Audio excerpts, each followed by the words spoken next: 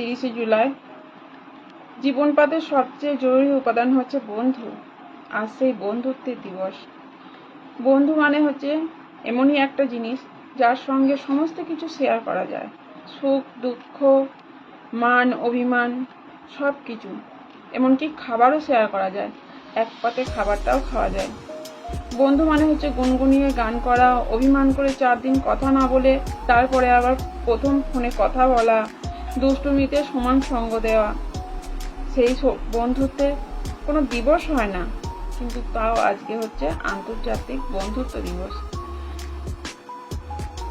বন্ধুত্বের কোনো মাপকাঠি হয় না, বন্ধুত্বের কোনো বয়স হয় না।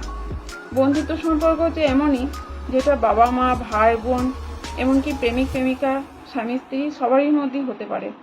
সব সম্পর্কের আগে কিন্তু বন্ধুত্বের সম্পর্ক হচ্ছে মজবুত একটা সম্পর্ক।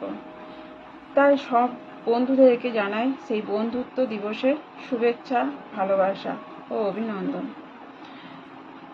বন্ধু মানে গভীর রাতে হঠাৎ টেলিফোন, বন্ধু মানে কথার মাঝে হারিয়ে যাওয়া মন, বন্ধু মানে হাসি ঠাট্টা, জয় পরাজয়, বন্ধু মানে অশ্রু ফেলার নীরব আশ্রয়, বন্ধু মানে সুখ দুঃখে ভাগ করে নেওয়া, বন্ধু মানে একান্ত আপন, একান্তই সব চাওয়া।